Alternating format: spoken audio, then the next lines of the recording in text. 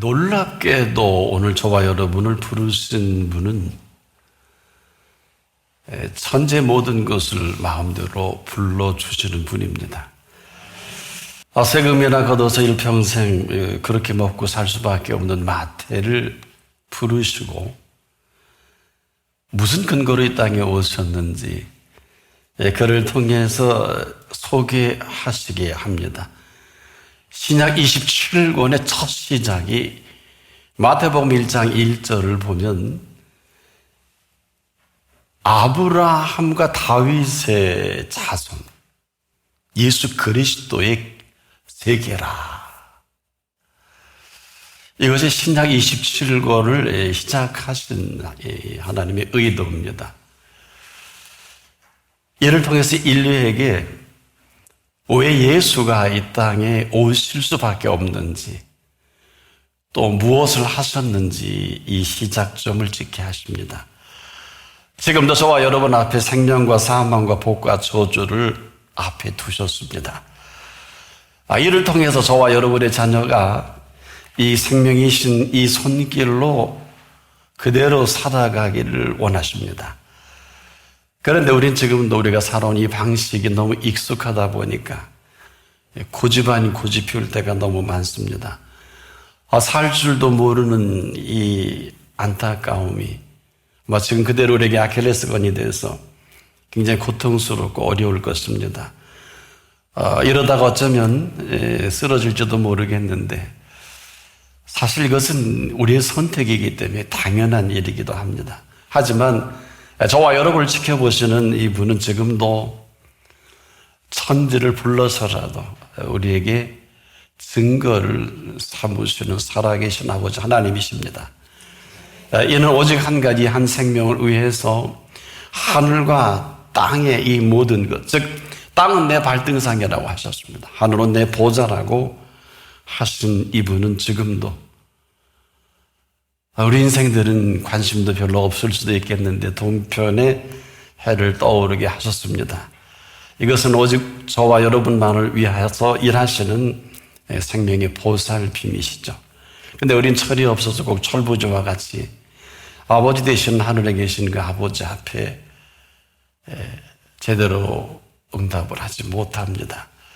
그럼에도 우리를 이렇게 살펴주시는 것은 전체 모든 것을 지켜보시다가 오직 우리 한 사람 한 사람을 위해서 하나님 되심의 증거를 보이시고 싶으셔서 오늘 이렇게 불러주셨습니다.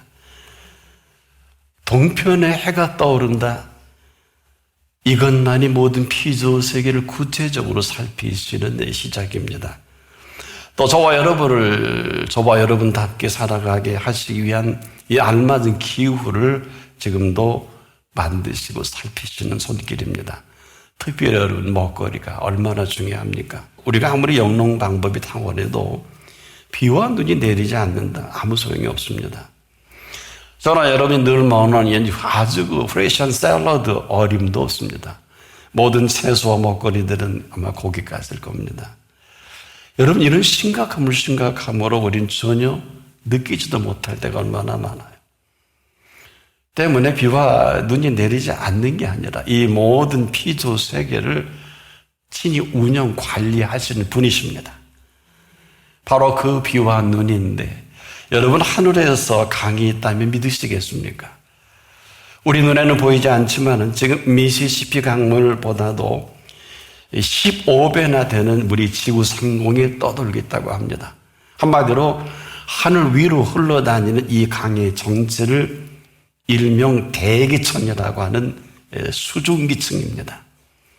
학자들이 예측하기 어려운 이 홍수를 연구하다가 도대체 이 집중호우의 원인이 어디서 시작되느냐, 바로 그 이름을 대기천이라고 했습니다. 하늘 위에 흐르는 강, 좀 더 쉽게 말씀을 드리면 Rivers in the Sky라고 이렇게 명명을 했습니다. 이걸 밝혀낸 것인데 이거 시작은 1998년 MIT 매사추세츠 공대 연구원인 리처드 유웨이라고 하는 교수님이 이 사실을 발견하기 시작했습니다.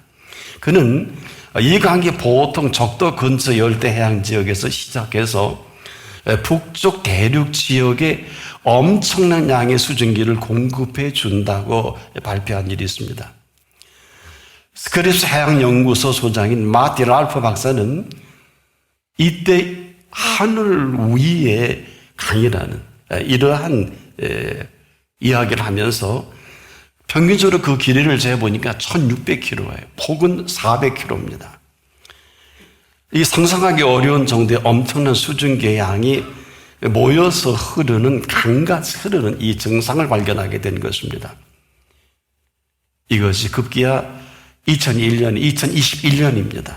미국 지질연구소는 이 강에 대한 정의를 이렇게 내렸습니다. 첫째, 하늘 위의 강은 수증기를 열대지방에서 극지방으로 운반하는 매우 좁고 긴 모양을 보인다고 했습니다. 그리고 두 번째로 하늘 위의 강은 지구상에서 가장 큰 담수의 강으로 미시시피 강의 하루 평균 배출량의 7 내지 15배에 해당하는 엄청난 양의 수증기를 운송한다고 했습니다. 세 번째로 하늘 위의 강은 지상의 강들처럼 한 곳에 일정하게 흐르는 것이 아니고 그때 기후 상태에 따라 지구 어디엔가 흐르고 있다는 것입니다. 네 번째로 정의하기를 하늘 위의 강은 북아메리카, 서유럽, 남미, 남동부, 동남아시아, 뉴질랜드 연간 평균 강수량의 절반 이상을 차지한다고 합니다. 여러분 기억하실 겁니다. 2021년 11월 캐나다 브리티스 콜ум비아주에서 어마어마한 대홍수가 발생하면서 철도나 고속도로가 마비되고 약 9조 원에 달하는 재산 피해가 발생했습니다. 작년 말부터 올해 1월 20일까지 미서부죠. 캘리포니아에서 최대 1000mm 이상의 폭우가 쏟아진 일이 있죠. 이 홍수로 인해서 지금 침수, 산사태, 정전이 발생하며 17명이 사망했고 비상사태가 선포되게 이르렀습니다. 자, 지금 미국 국립기상청은 이 두 호우 사례를 모두 하늘 위의 강의 그 영향 때문이라고 친히 밝힌 일이 있어요.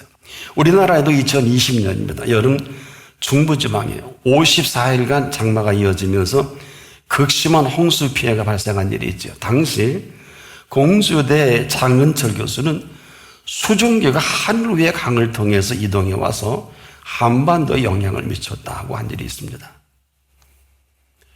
이제서야 이 지구촌 사람들이 수증기가 하늘로 올라가는 줄만 알았지, 이 모여서 이 엄청난 양의 수증기가 하늘 위에 강을 이룬다는 사실을 이제서야 학문적으로 정의를 내리고 미 지질연구소라든지 미 기상청이 공식화하기 시작한 것입니다. 이보다 더 과학적이고 실존적인 일이 있겠습니까? 이렇게 되지 않으면 먹을 양식이 지구촌에 생성이 안 되는 것입니다. 여러분, 사람에게 먹거리처럼 심각한 게 있을까요? 3일만 인간이 먹지 못하면 남의 걸 훔치러 담장을 넘어갑니다. 이건 본능이에요. 조금 더 있으면 굶어 죽습니다. 한마디로 저와 여러분이 사는 공간에 이만큼 산소를 마음껏 호흡할 수 있는 이 대기의 모든 흐름은 피와 눈이 결정을 합니다. 그걸 모르면 아무것도 아닌데 우리 그걸 심각하게 여기는 사람 전 많이 못 봤습니다. 지금 사느냐 죽느냐 이 문제가 이보다 심각한 게 이 주제보다 더한 주제 있으면 얘기 좀 해보십시오. 아주 쉽고 간단한 주제 같지만 결코 쉽고 간단하지 않습니다. 보세요. 우리가 입이 있어 말하지 않습니까? 마음이 있어 마음대로 생각하지 않습니까? 누구나 다 그렇게 살고 있어요. 그런 그 입과 그 마음에 의해서 지금 이 피조 세계가 움직여가고 있는 사실을 알고 계십니까? 우리가 우리 입으로 우리 마음대로 말합니다. 우리가 우리 마음으로 우리 마음대로 움직인다. 더는 사실 볼 게 없습니다. 한마디로 우리 마음대로거든요. 세상을 우리 마음대로 하고 싶어 하는 사람들입니다. 그 입에서 나오는 그 마음대로 하는 말로 인해서 이 세상이 한순간도 조용할 날이 없어요. 그 입에서 나오는 모든 말로 인해서 아름다운 이 세상을 온통 엉망진창 쓰레기장으로 만들어버리는 세상 아니겠습니까? 어처구니 없습니다. 바로 그 입에서 나오는 그 말이 지금 우리가 살고 있는 세상이다. 너희 말이 내 귀에 들린 대로 내가 너희에게 행하리라. 민수기 14장 28절입니다. 이걸 촉박하게 예수님은 이렇게 표현해 주셨어요. 너희 말은 옳다 아니라 하라. 이에서 지나는 것은 악으로 쫓아나니라. 마태복음 5장 37절에 하신 말씀입니다. 그 누구도 아닌 그 입입니다. 그 입으로 어렵게 만듭니다. 그 입으로 힘들게 합니다. 그 입으로 병들게 하는 걸 아십니까? 그 입으로 전쟁도 일으키거든요. 그 입으로 너와 나를 분란하게 하고 세상 모든 일들이 그 입 하나 그만 그로 인해 요지경이 되고 이렇게 만든 주범이 바로 그 입입니다. 그가 만든 이 작품들이 엉망진창이에요. 본인만 몰라요. 보라, 내가 오늘날 내 앞에 생명과 복과 사망과 저주를 내 앞에 두노니. 오늘 15절이죠. 이게 사실 아닙니까? 오늘 저와 여러분 모두 그래도 고마운 것은 선지를 부르시는 분 앞에 있습니다. 인생의 모든 것이 여기에 달려 있어요. 생명과 사망과 복과 저주입니다. 바로 그분 앞에 있습니다. 내가 생명과 사망과 복과 저주를 내 앞에 두었은지. 지금 여기서 모든 게 다 되기도 하고 다 안 되기도 합니다. 우리의 허물과 부족을 논하면 끝이 없어요. 몰라서가 아닐 것입니다. 괜찮아서가 아닙니다. 그럼에도 불구하고 이 시간 그분 앞에 불러주신 놀라운 시간입니다. 이런 은총의 시간이 또 있을까요?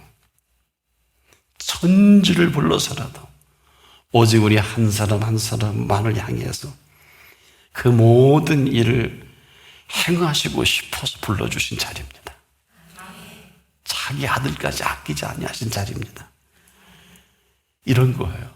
자기 아들을 아끼지 아니하시고 우리 모든 사람을 위하여 내어주시니까 어찌 그 아들과 함께 모든 것을 우리에게 은사 선물로 주지 아니하시겠느냐. 로마서 8장 32절에 지금 이렇게 묻는데 유일하게 이 시간 답을 해야 합니다. 오늘 이 답을 그렇게 듣고 싶으신 거예요. 이 답을 들으신 다음에 우리에게 해 주실 말씀이 있어요. 누가 능히 하나님이 택하신 자들을 송사하여 까불지 말라시는 거 하나님. 의롭다 하시는 하나님이시니 누가 정죄하리요. 죽으실 뿐 아니라 다시 살아나신 이는 그리스도 예수시니 그는 하나님 우편에 계신 자요 우리를 위하여 친히 간구하시는 자시니라. 로마서 8장 33절로 34절에 이 시간 우리를 위해 간구하는 분이 아무도 없어요. 오늘 이 들려지는 이 말씀 앞에 이런 분이십니다. 그래서 이 사실 하나만으로도 그 어마어마한 사랑을 확인이 되는 이 자리입니다. 오늘 본문은 그럼에도 이스라엘이 광야에서 불뱀이 물려주고 갑니다. 맹독성으로 대단해. 이 물기만 하면 고열로 시달리다가 죽는 특성 때문에 불뱀이라고 부릅니다. 민수기 25장 6절로 7절에 보면은 여호와께서 불뱀들을 백성 중에 보내어 백성을 물게 하시니 이스라엘 백성 중에 죽은 자가 많으니라. 백성이 모세에게 이르러 가로되 우리가 여호와와 당신을 향하여 원망함으로 범죄하였사오니 여호와께 기도하여 이 뱀들을 우리에게서 떠나게 하소서. 모세가 백성을 위하여 기도하며 이 뱀입니다. 이사야 14장 29절에 보면 날아다닌다는 불뱀이 기록이 되어 있어요. 날아다니는 뱀이랍니다. 아마 날아다니면서 죽여버리는 것 같아요. 그래서 민수기 21장 8절로 9절에 여호와께서 모세에게 이르시되 불뱀을 만들어 장대 위에 달라 물린 자마다 그것을 보면 살리라. 모세가 노뱀을 만들어 장대 위에 다니 뱀에게 물린 자마다 이것을 보면 살더라. 다시 이 사실을 근거로 예수님이 요한복음 3장 14절 이하에 모세가 광야에서 뱀을 든 것 같이 인자도 들려야 하리니 이는 저를 믿는 자마다 영생을 얻게 하려 하심이니라. 하나님의 세상을 이처럼 사랑하사 독생자를 주셨으니 이는 저를 믿는 자마다 멸망치 않고 영생을 얻게 하려 하심이니라. 이들은 지금 영원한 생명이냐 사망이냐 이 자리예요. 복과 저주냐 여기서 결정이 납니다. 생명과 사망과 복과 저주가 교차하는 이 시간만큼 여러분 소중하고 대단하다면 이런 시간이 없어요. 근데 우리는 얼마나 쉽게 생각하고 그렇게 기대에 차서 우리를 보다가 얼마나 실망을 하실까. 저는 하늘나라 가서 하나님 좀 가슴 좀 보고 싶어요. 얼마나 싸우셨는지. 저와 여러분들 우리 얼마나 속썩입니까? 때때로 산다가면서 일평생을 내 뜻대로 고집 피우고 있잖아요. 시간 구원해 줬더니 자기 폼 잡고 댕기고 아는 사람이 얼마나 될까요? 잊지 마십시오. 여겨주신 의인이지 의인이 아닙니다. 의인은 없나니 한 사람도 없다고 하셨어요. 여러분이 생각하는 의인은 없습니다. 왜? 여겨주신 자녀예요. 이 팩트보다 위대한 팩트가 없어서 이 사실 때문에 친히 예수님이 찾아오신 거거든요. 왜? 길이 없어서. 근데 그 핏값만이 저나 여러분을 이 어마어마한 이 죄에서 씻을 수가 있고, 그래서 친히 마지막 다 이루었다 하신 비밀입니다. 거기서 다 이루시고 다 이루어 주신 핏값입니다. 이것만이 저나 여러분 영원한 생명사리로 초대할 수가 있어요. 여기서 끝이 아니에요. 이러한 모습으로 물에 빠진 사람을 건져내신 것으로 끝내시는 것이 아니라 천지를 동원하고 불러서 이 사람은 내 아들이야, 내 딸이야, 아무도 못 건드려. 그 자리가 여기입니다. 영원한 생명사리가 시작되는 자리입니다. 이 팩트를 이사야 66장 1절로 4절에 여호와께서 이같이 말씀하시되 하늘은 나의 보좌요 땅은 나의 발등상이니 너희가 나를 위하여 무슨 집을 지을고 나의 안식처가 어디랴. 나 여호와가 말하노라 나의 손에 이 모든 것을 지어서 다 이루었느니라. 무릇 마음이 가난하고 심령이 통회하며 나의 말을 인하여 떠는 그 사람은 내가 권고하려니와 소를 잡아 드리는 것은 살인함과 다름이 없고 어린 양을 제사로 드리는 것은 개의 목을 꺾음과 다름이 없고 드리는 예물은 돼지의 피와 다름없고 분향하는 것은 우상을 찬송함과 다름이 없이 하는 그들은 자기의 길을 택하며 그들의 마음은 가증한 것을 기뻐한 즉 나도 유혹을 그들에게 택하여 주며 그 무서워하는 것을 그들에게 임하게 하리니 이는 내가 불러도 대답하는 자 없으며 내가 말하여도 그들이 청정치 아니하고 오직 나의 목전에 악을 행하여 나의 기뻐하지 아니하는 것을 택하였음이라 하시니라. 보세요. 내가 불러도 대답하는 이가 없답니다. 내가 말하여도 그들이 청종치 아니 하신다고 하셨어요. 말씀을 버린 사람이에요. 그럼에도 그 말씀은 천재를 부르시는 그 말씀입니다.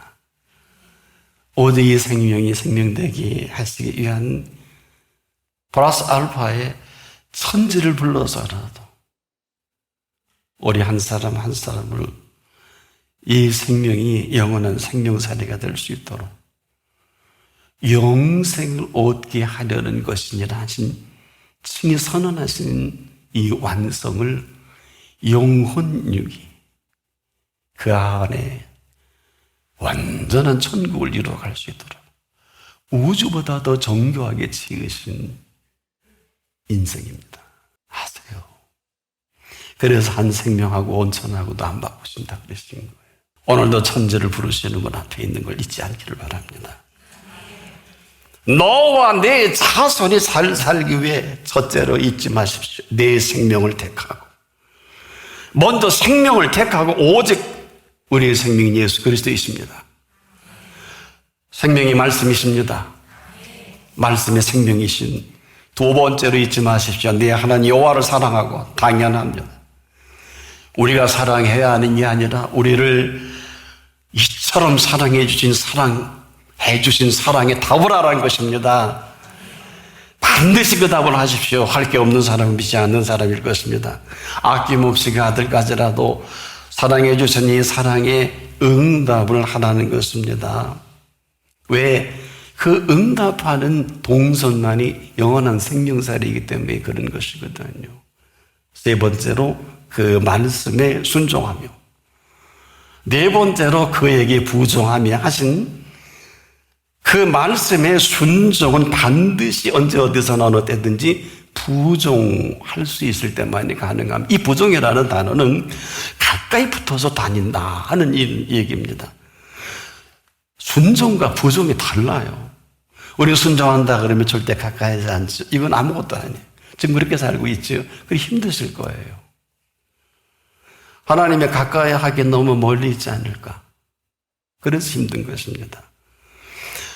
가까이 붙어서 그 말씀에 순종하는 이 부종은 그 생명이 소중한 것만큼이나 머리끝에서 발끝까지 우리를 소중히 여기시는 부종이시고 순종이시면서 우리에게 나타내 보이실 영원한 생명의 실체입니다. 그런데 여기에 두 가지 보장까지 해주세요. 첫째는 생명과 장수입니다. 이건 그분 손에 있어요. 이 땅을 살아가는 데 특별한 이유가 없는 동안 그 생명을 아무도 건드릴 자가 없어요. 아니, 정확히 건드릴 수가 없습니다. 그분의 생명이기 때문에 그렇습니다. 그리스도인은 그리스도인답게 살 때만이 하나님께서 영원한 생명을 책임져 주실 것입니다. 이 땅을 살아가는 동안에 이 선택이 여기서 결판납니다. 내가 과연 영원한 생명의 복으로 살아갈 것인지 그렇지 않을 것인지 내가 선택만 하면 그 다음은 하나님의 맹세로 살아갑니다. 아브라함에게 맹세하신 맹세를 혹시 아십니까? 내가 반드시 너를 복주고 복주며 번성케 하고 번성케 하리라. 이 복과 번성을 아브라함이 뭘 하는 게 아니라 하나님 맹세하신 복과 번성입니다. 이 일을 위해서 지금도 천재를 부르시는 이 분은 조건이 있어요. 반드시 그분 앞이어야 합니다. 죽을 때 죽고 망할 때 망하더라도 반드시 오직 그분 앞이어야 합니다. 그는 내 생명이시요 장수시니 여호와께서 내 열조 아브라함과 이삭과 야곱에게 주리라고 맹세하신 땅에 내가 거하리라. 이렇게 살고 싶지 않으십니까? 이런 사람 살아가게 하시는 살아가는 게 아닙니다. 살아가게 하시는 천재를 부르시는 그 부르심으로 생명살이가 양화로 생명으로 때 더 풍성하게 얻게 하십니다.